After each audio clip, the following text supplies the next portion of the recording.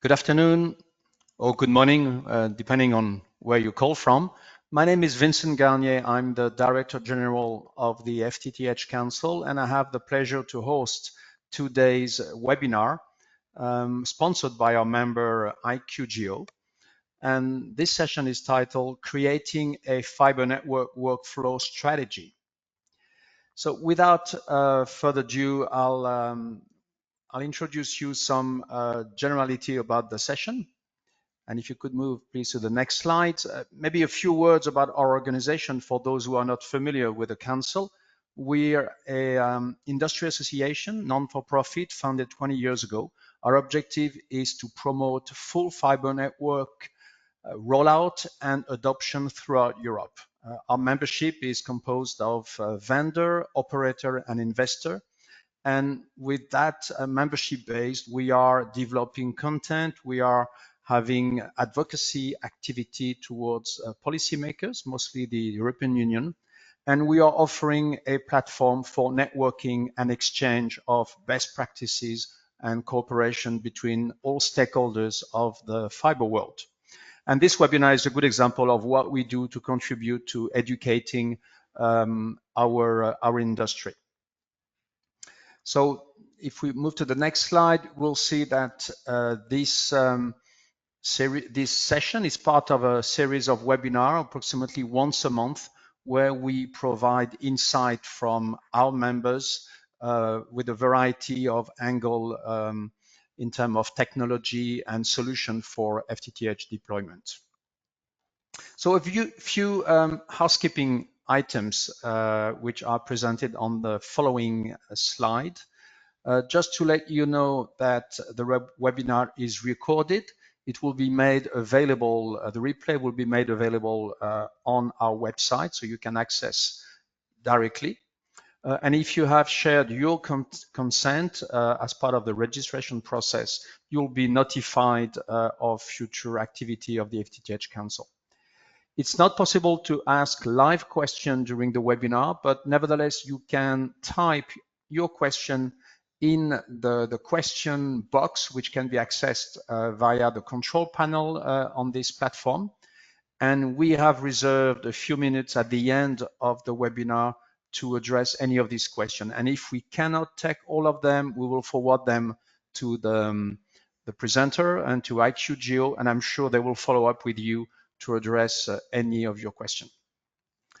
So with that, let me introduce you to the speaker of today.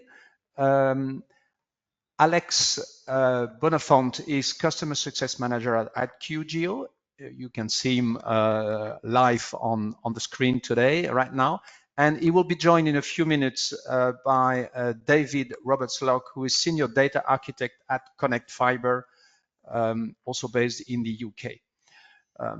The objective of the session is to walk you through a concrete case study of cooperation between IQGeo and Connect Fibre, which touches technology framework, integration strategy, reporting and analytics, and geospatial model. How can the IQGeo solution really bring value for an operator like Connect Fibre via this concrete case study?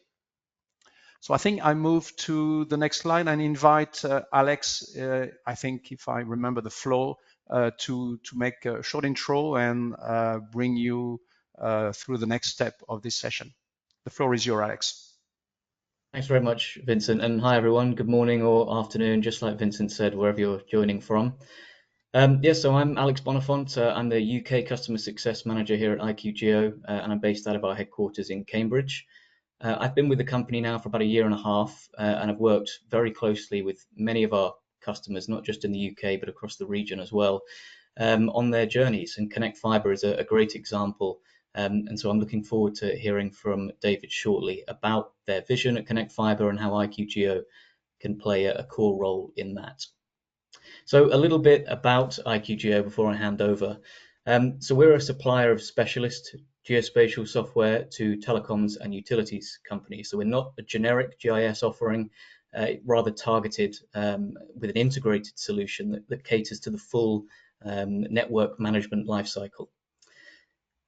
So really, there's a set of recurring themes and challenges when we talk to customers and businesses in these industries across the world, with one sticking out, and that's usually them wanting a single integrated solution to manage the different phases of their network. And that's something that we pride ourselves on being able to provide. So really, the product offering, the IQGeo suite, is meant for those who are planning and designing, um, building, constructing, operating networks, and then who also have the responsibility to maintain the integrity of those networks throughout their lifetime. So I just want to run a quick poll to gauge sort of who we've got here attending, and see what the familiarity people have here with IQGeo is. So Vincent, I'll hand over to you to run this.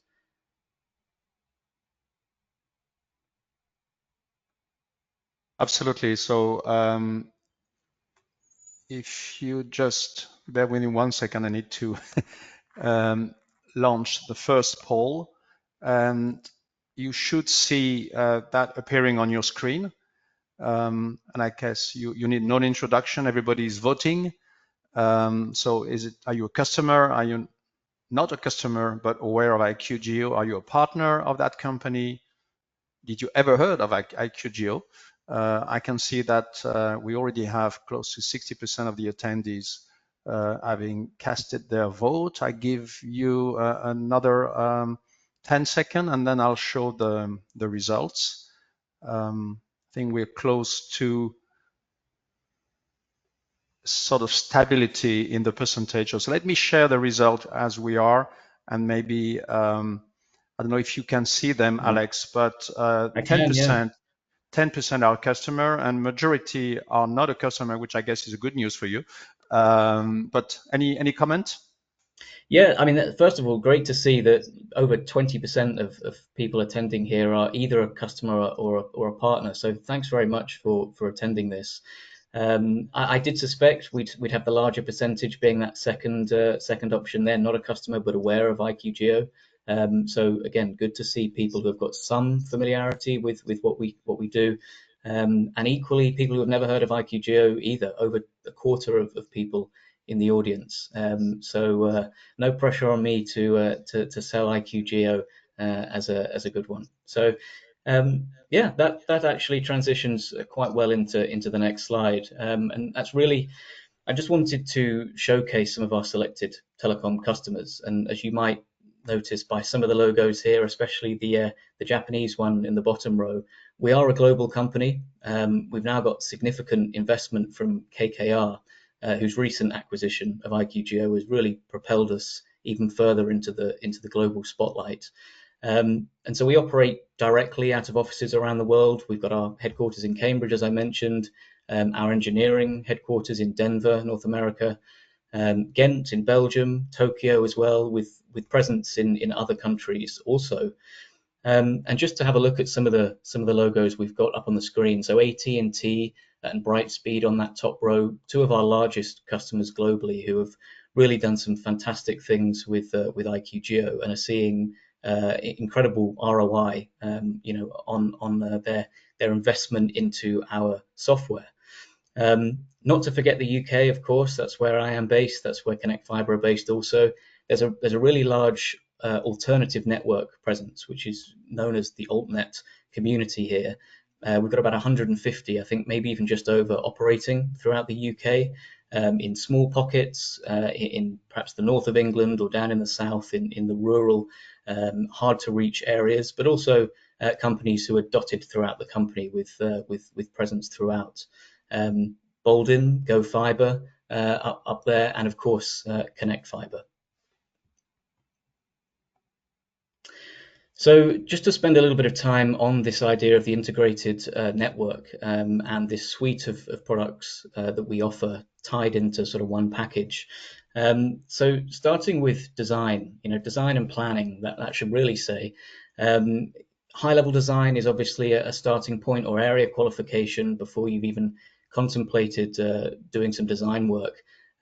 Using our ComSoft automated planning engine is one option there, and having those high-level designs refined in one system using an alternative system as well. We're aware there are plenty of other systems out there that people are using to do their design work. But that moves quite nicely through into the sort of build phase. And maybe I should say before that, low-level design, right? That still comes under the same section. So you have your high-level designs from something like ComSoft, moving them into our what I would consider the sort of flagship product that IQGeo offers, and that's Network Manager. For the telco specific market, of course, that's going to be Network Manager Telecom, and it's what we position as our inventory system, so our single source of truth, which we want customers and businesses to rely upon, the integrity of the data or the documentation that's recorded in that system. So it's worth mentioning, just following up on that point I mentioned about alternative design systems. We've got a very competent data services team based in North America who, irrespective of the system that's being used, right at the start of this life cycle to design in a high level your network, we can get that data into Network Manager. So if the end goal is to use the Network Manager product from IQGeo as your inventory system, where that data comes from previously is besides the point. We can work to get that in. So into build now, Network Manager still being the focal point. We can use a combination of that and another product called Workflow Manager, which is an integrated tool that's accessible in Network Manager. And that supports things like job pack creation, the information that can be sent out to the build teams and the build partners. And it really helps streamline the process for getting the right information and instructions out to those who need it. So the sell point we've got there, the third one along, again, having an inventory system positioned as the single source of truth means qualifying a sale using another one of our tools, NRO, Network Revenue Optimizer, to, I guess, validate the feasibility of a connection. Really helps improve and speed up the time to revenue. So for sales teams who might not be too concerned with the high and low level design of network or the building and construction of that network, they absolutely will be impressed and drawn to some of the functionality that helps them do their job and feel empowered in those roles. So operate as well, a huge part that we kind of, if we could draw an arrow back to build, the build phase, once that network is in the ground, who says there aren't going to be faults and errors? I think, those of you who answered that you're an existing customer of IQGeo or a partner, you'll know that just because network has been constructed doesn't always mean that it's accurate and correct. And so being able to, out in the field, have end users send as-built updates or perform some survey exercises where they're validating, has something actually been constructed because it was marked 6 months ago as being put in the ground. The ability to use what we call a mobile first system, so via tablets, online or offline, is a really big help. And it helps keep that integrity of your single source of truth alive and well, being able to continually send. Oh, sorry there. I think the screen has stopped sharing.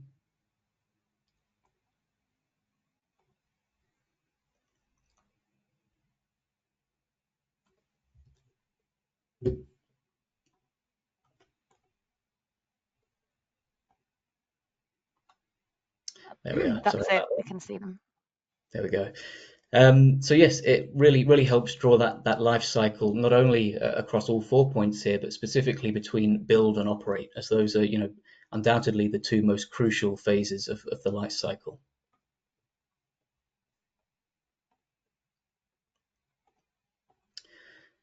So just a few more points before I introduce David and hand over to him. So I mentioned Network Manager a lot. I called it our flagship product, and that really is the case, especially for Connect Fibre.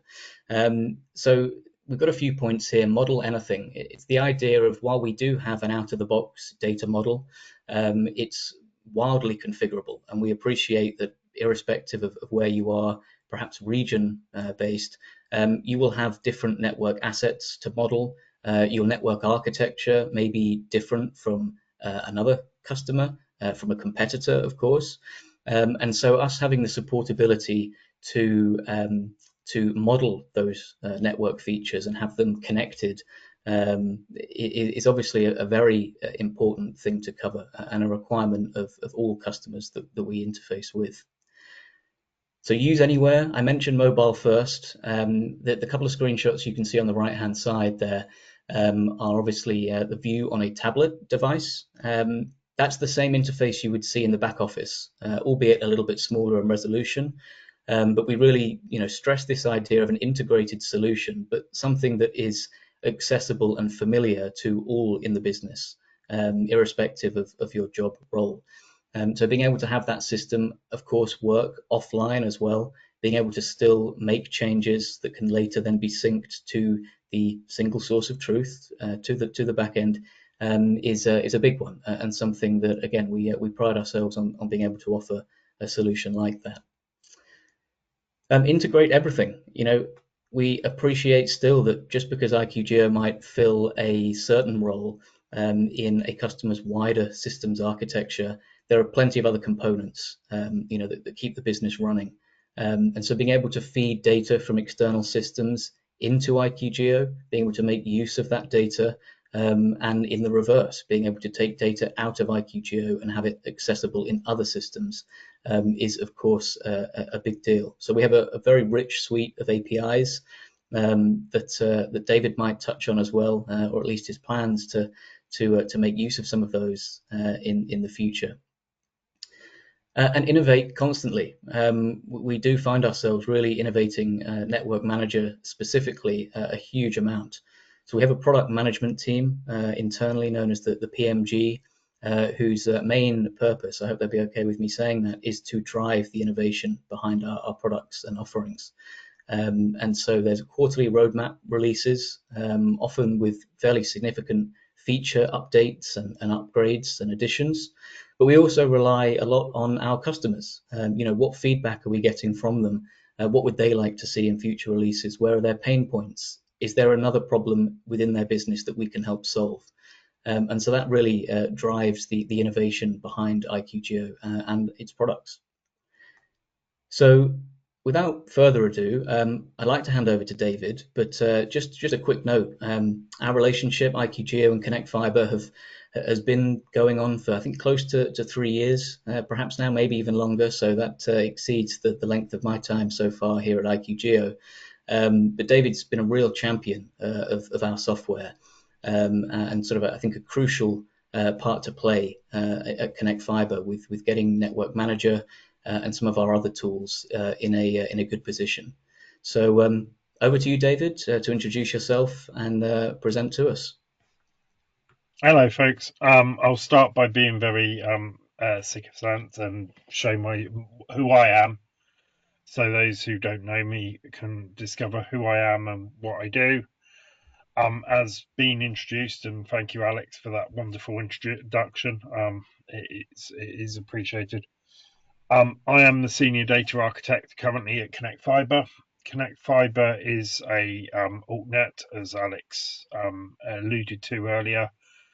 We currently have 100,000 active lines near enough in the country, and we're looking to double that in the next year.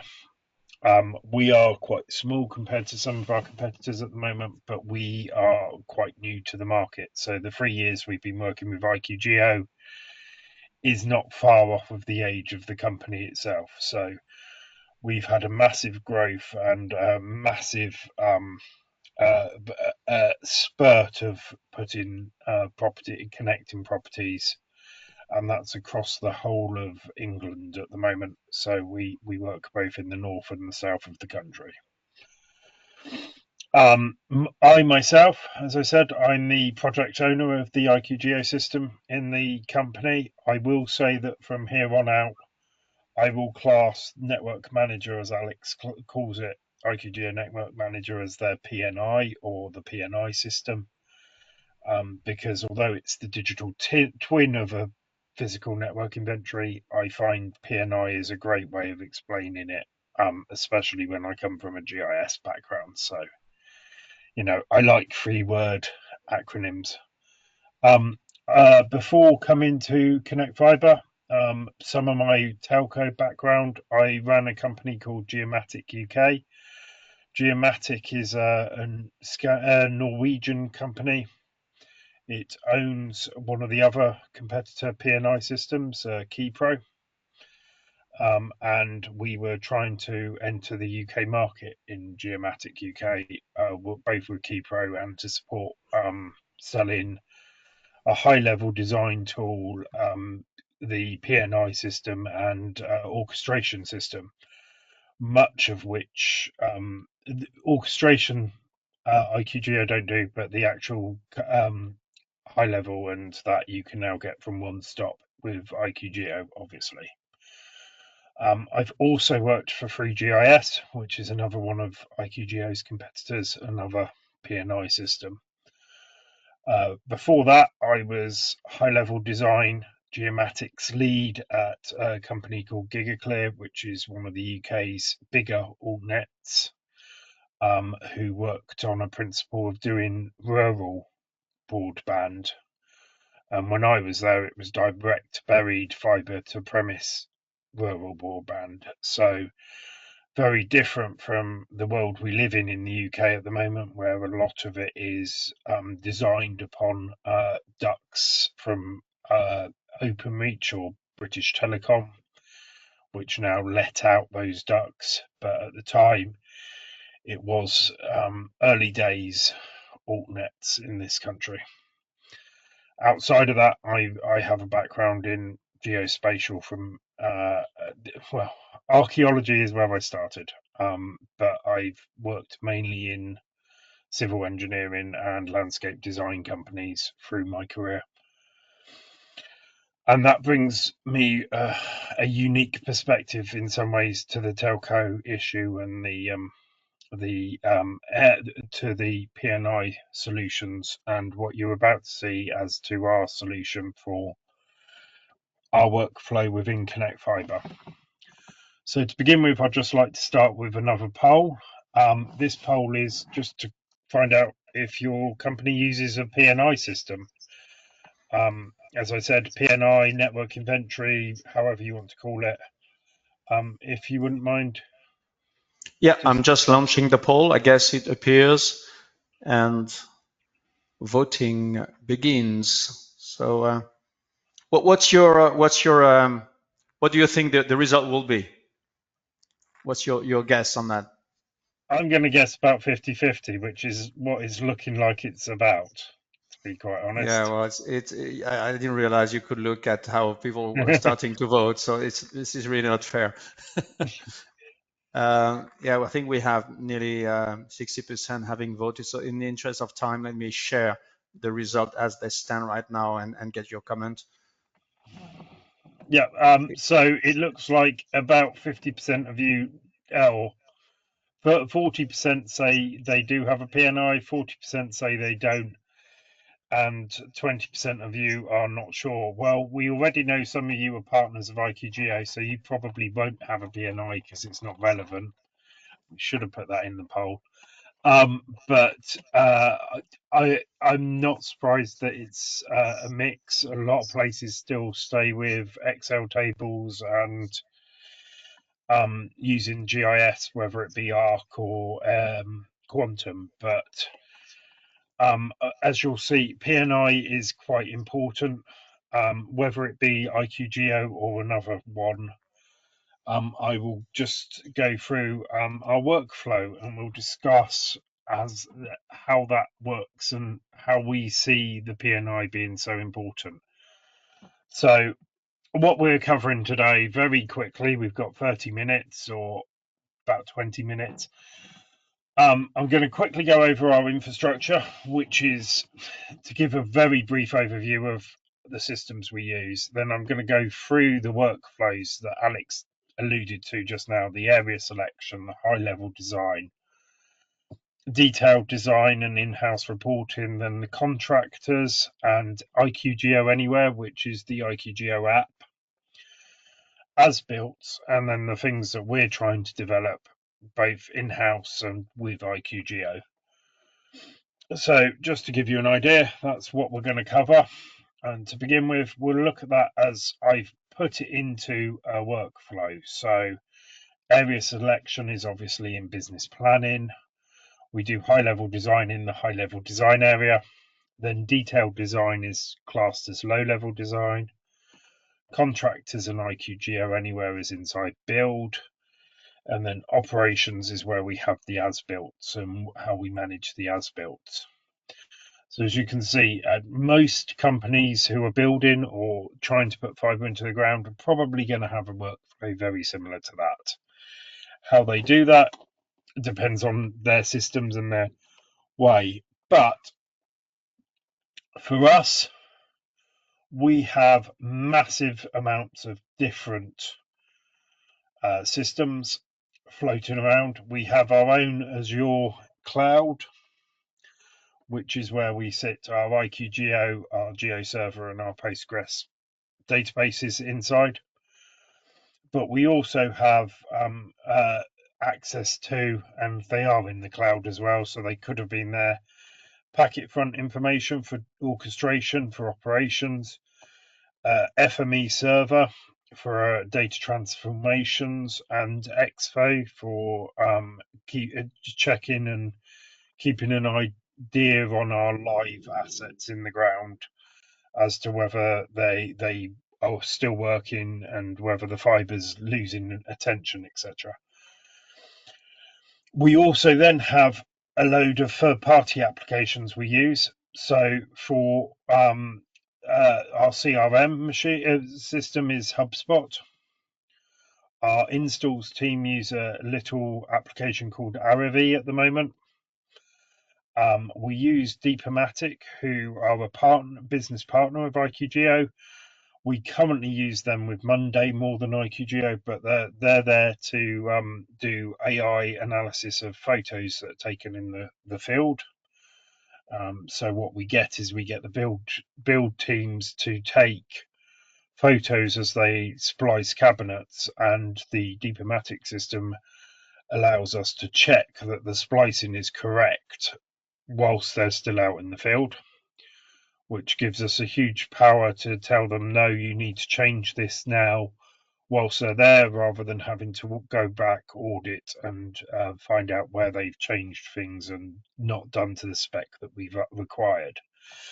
And then our build management at the moment is actually run through a system called Monday and not through the workflow manager within IQGeo. That was a build decision that was made before our IQGeo platform was up and running. IQGeo has also changed workflow manager a significant amount in the last year, and I will be reviewing it at some point, but I highly recommend, if you're looking for a build management, to assess the whole package and the whole suite of the IQGeo system. That all comes, though, with one giant note. And that giant note is everyone's setup is different. Alex has already alluded to, there is IQGeo's power is that it's ultimately customizable, or it can work with your setup. Well, it can, but that will take time. It is not just an out-of-the-box solution. There will be time, there will be development. This is not Microsoft Word, whereby you just install it and it's there and people know how to use it.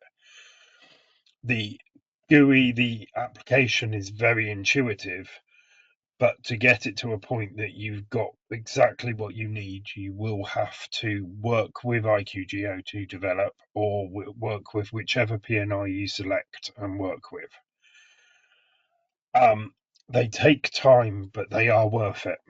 So the world of having GIS layers and Excels for and even Visio plans for straight line diagrams, and having to deal with cable strikes is just a nightmare.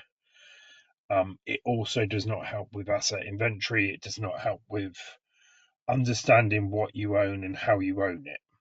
So a PNI is integral. And as Alex has said already, it's the term, it's source of truth. So what we've worked on is we're working on the idea that IQGeo's database is our source of truth. And whether people use Monday or HubSpot to add information, that gets replicated into IQGeo as it needs to be into that database, and that database becomes the place that you know is correct for everything. So that brings me on to the third poll, our final poll of the day, which is currently asking how you manage your high-level designs. So I'm going to go into a process in a minute of talking about high-level design and area management. So I'm launching the poll, and I just also want to take that opportunity to ask everyone to ask questions. Use the question box. I can see we already have 2 or 3 questions, but don't hesitate. I think we will have enough time to take more than that at the end of your presentation. So please use the question box, and we will our presenter will address these questions. So I think we have 50% of voters now. It's quite balanced so far, I must say. Let's wait maybe another 10 seconds, and then I'll share the result to everyone. Okay, we passed the 60% voter bar. I'll share the results, and you can comment briefly. Apart from the fact it went back to 59% all of a sudden, but yes. To me, that's that one I find a bit more surprising. I was expecting the level of manual high-level design to be lower, so that's an interesting side. I come from an industry, as I say, with GigaClear as well, where I've worked with an awful lot of automated design tools, both in-house built and purchased from third parties. So to find that a third of you are still doing it manually is an interesting side to where we are today. Thank you, folks. So that in mind, I'm going to just jump back slightly, only because my slides didn't work if I put the poll in where it needed to go. And we're going to look at area selection first of all. So with the UK, we are fortunate with a lot of data. I know some countries in Europe are better than others. We are fortunate that ours is good, but at the same time, a lot of ours is quite expensive. So it's a win and a lose. So on the left-hand side, into FME, FME being feature manipulation engine, it's a data converter, converts formats from one things to another, spatial data and flat file data. We have layers including addresses. Obviously, all of us need some sort of delivery address from our suppliers. We have information of where our competitors are from 2 sources mainly, which are Ofcom and Point Topic. Point Topic uses numerous systems to try and acquire where competitors are in the UK, whilst Ofcom is part of our government body that reports very high scale, high level information as to where your competitor or where other altnets, where other people are building. We then use Balfour ABI, who are a company that look at planning applications to show us where new housing estates are going in the country. And we also have a feed from something called One Network, which is our street roadworks initiatives. So therefore, it gives us an idea where competitors are about to go, because they've started to close roads off to do the work of building a new network. So we pull all of those things together, do some magic inside FME, and it is magic, I will admit that. And we were able to pull that into IQGeo into a series of maps that allows our senior leadership team to look at locations, look at areas, and decide which areas are the most viable for a new area, new town, new project for us to go and build. And then we just download that data inside as this is where we want to go. So that's the kind of process for area selection, and it's using IQGeo as the GUI front end for the users to decide the areas that are most viable. Once we've identified those locations and they've been moved into the business as a viable area, we move into our high-level design tool. So we've identified a location inside IQGeo, it gets published into another application inside IQGeo that also publishes and creates a new task order inside the Monday system, so that the Monday tracker starts to track as the jobs are going forward.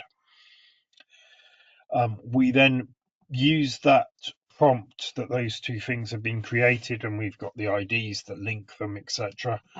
We push that back out through our FME server to our high-level design tool, which runs on the configuration that our business has for high-level design. It comes back with a high-level design which gets imported into IQGeo and updates the Monday system, saying that that high-level design has been made and is viewable for users to go and check. So we have a very quick and automated system. As you can see, that is all completely automated, from identified the location in area selection through to our map having a design with a rough costing and a fairly good design ready for low-level feature changes and moving into the next stage within our business. So once we have a low-level design, we are a high-level design, we do a QC check on it, and then our business then goes out and does some rodding and roping and testing of the ducts that we're using to check that the routes are viable, the design is viable, and makes small amendments. So, for example, we might end up going up the other side of a road because the duct on one side is blocked. Those sorts of things are done at that stage, and then that gets fed back into the system as the detailed design. So some of those edits are done prior to going out and testing. Others are done because of the testing. But because of the testing, we then do some edits within the IQGeo GUI, and we create our own SLDs and BOMs. So straight line diagrams and bill of materials. We create our own Excel versions of those. We don't use the IQGeo inbuilt ones because our contractors were used to our own styling before we started using IQGeo. But those buttons are now available within the IQGeo world. So those scripts that we make our details off of have become buttons within the GUI of IQGeo, and we've been able to customize that. And at the same time, we upload the data ready for finance to then take it forward.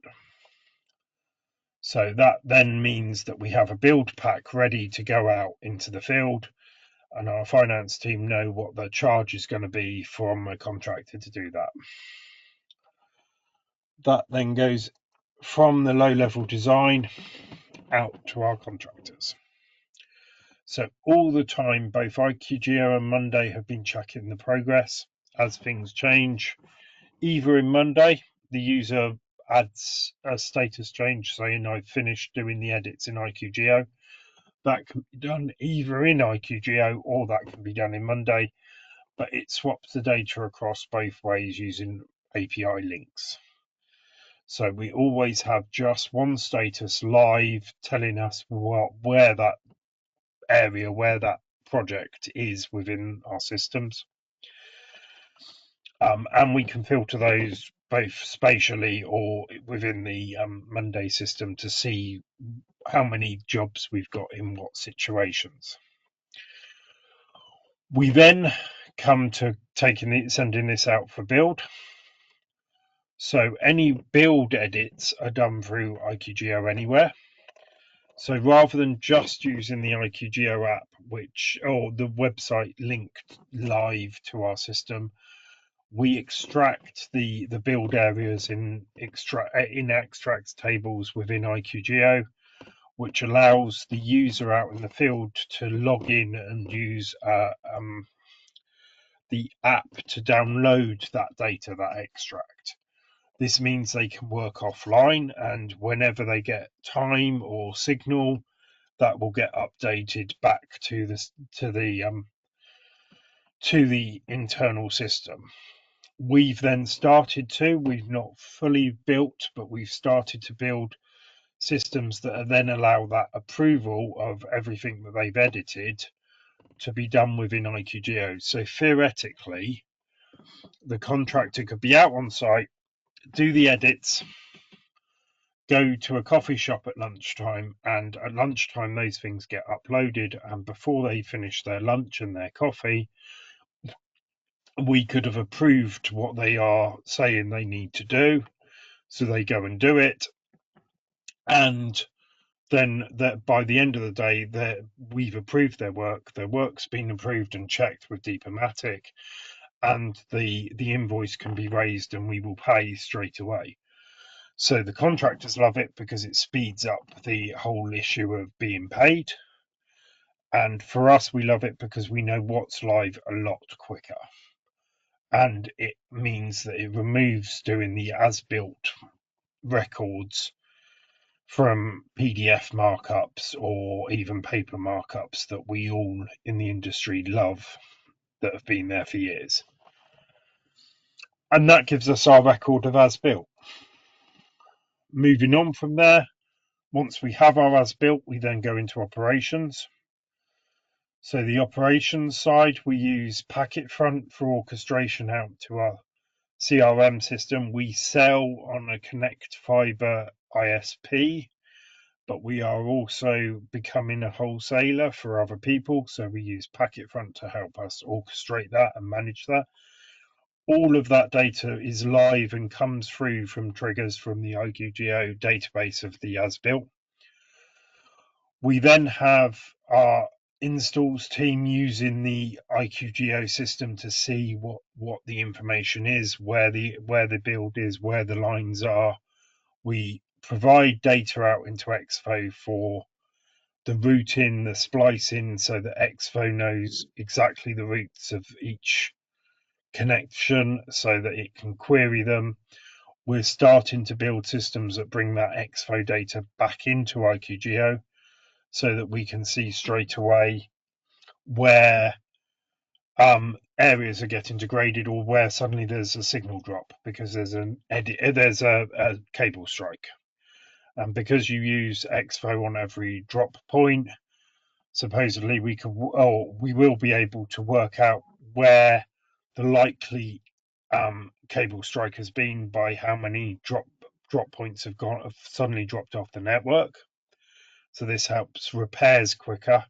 But we've also, because we're one source of truth, we've got the road networking scheduling from earlier available. So we can bring that into the map and see who's meant to be working in that area and might have caused a cable strike. And all of this can be reported out to our repair team in the matter of minutes rather than, a couple of hours of working out what the hell's going on.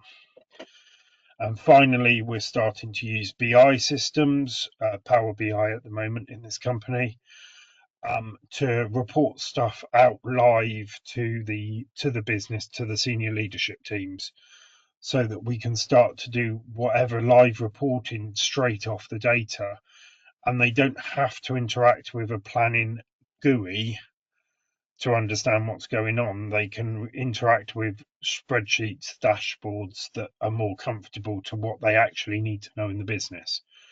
And all of this comes from IQGeo being able to talk and be open enough to talk with all of these systems externally.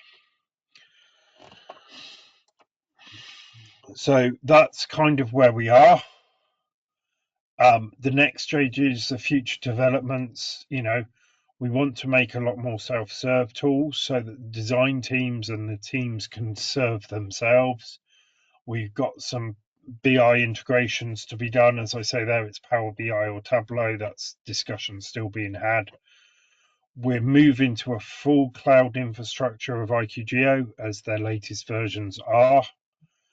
And we're integrating more with a lot of the other tools. That's kind of the summary of where we're at. And as you can see, there's still a massive amount of interaction to be done there. But we're moving towards an ecosystem, which means that one source of truth has the data. It works with the tools that your teams are happy using. And IQGeo is just the source of truth that makes sure that everything stays live. Everything is correct and you can trust it, which at the moment, without a P&I in your company, it becomes very hard to understand what data comes from and is it correct compared to what someone else is saying somewhere else in the business. That is me over with 13 minutes left. So thank you for listening. I've put up a slide with my LinkedIn on there. By all means, people, if you want to grab me afterwards, you can. But I will pass you over to Vincent, who I believe has some questions for us to answer. Well, I have a question for you, and I will ask Alex to join us on the virtual stage. I have a first question. How does IQGeo compare to KeyPro and 3GIS P&I systems? What do you use for PLI, and how well does it integrate to IQGeo? So this is a fun one for me to answer because I've got IQGeo on the line with me. Yeah, you can disappear, Alex. We're taking that privately with the audience. The answer is every P&I has its strengths and weaknesses. There's a lot out there. There are more competitors than just the three. I would argue that you have to assess in some ways what it is you need. I would argue that there's other ones out there that they all have their strengths and weaknesses. IQGeo's major strengths are the IQGeo Anywhere app is market leading. There's not anyone out there that really has an app that does the same sort of thing. IQGeo own their own high-level design tools in the ComSoft system, so the integration with that system is a lot smoother than others. But the actual network management as well, it is very easy to customize. It is very well supported by the support team inside IQGeo. They have a massive investment and they're massively growing themselves in their application ways. But they have a tool here that you can, if you want to develop yourselves, it's open enough that you can. We can add in links to other systems very easily. We also are very fortunate. We have a license that allows us to have our own database that we can hook into however we want. IQGeo offers products that have that, or if your budget doesn't allow or you don't want, they have products where you don't have that access and they manage it all for you. They listen to the customer and they're very customer focused. I would say, though, as the other side of that, you do need to have an assessment. Having lost, whilst at Geomatic UK, having lost a tender where I put in a different competitor to IQGeo, it's still fair to speak to competitors and make a decision depending on your needs. But IQGeo, I feel, is one of the strongest I've come up with in my career, or the strongest. There you go. There's a nice soundbite for you, Alex. Thank you.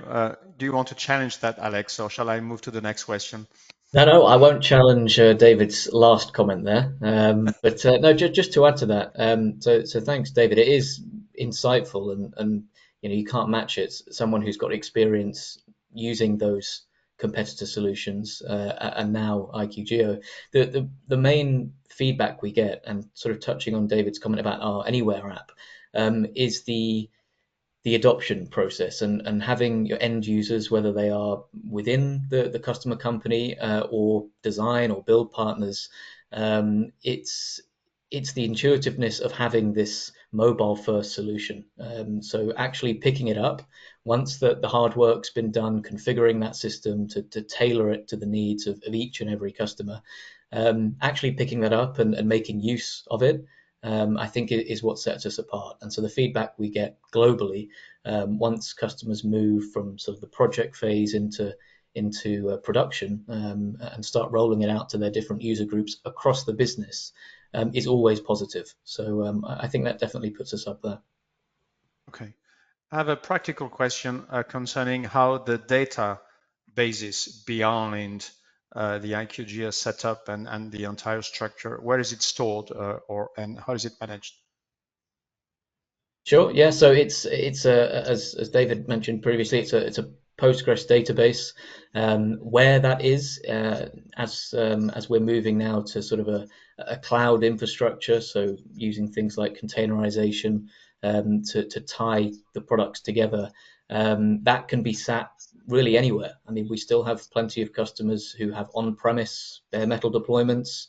As time goes on, we have more and more customers moving to this cloud-first infrastructure, architecture rather, where they store their databases up in the cloud or again on site.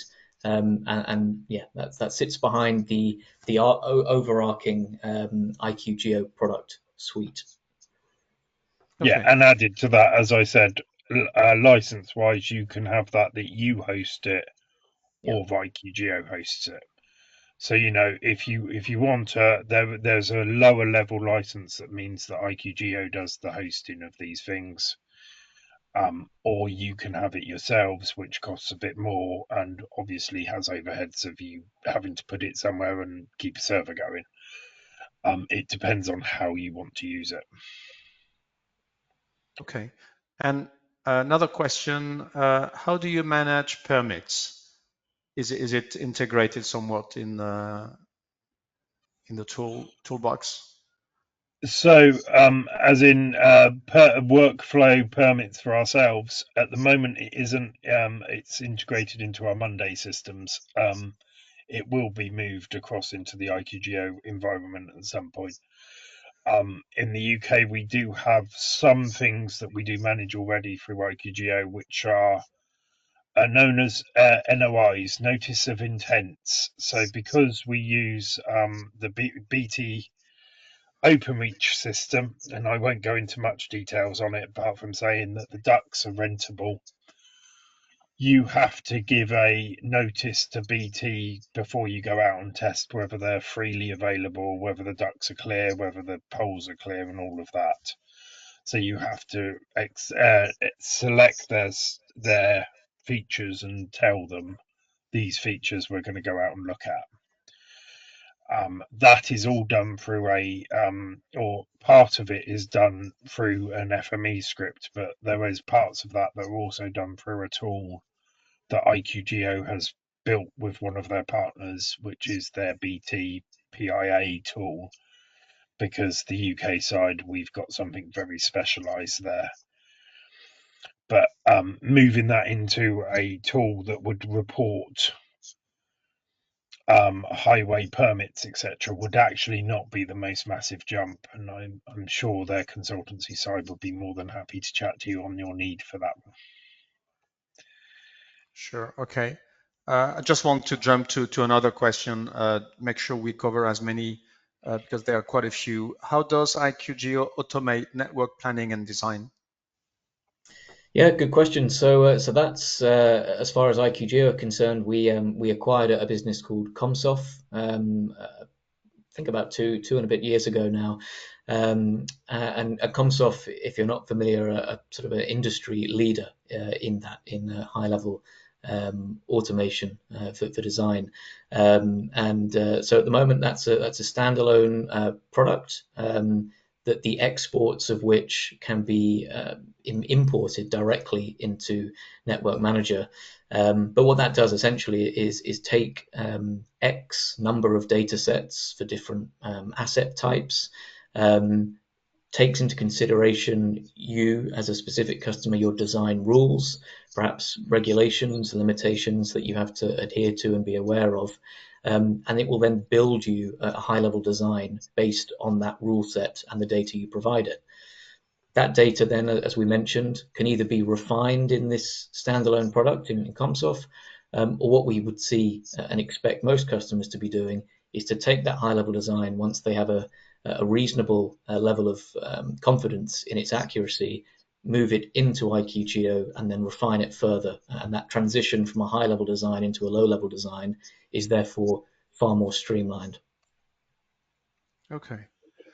I think we've got time for that one, which I find particularly relevant and interesting. Is there any benchmark for performance?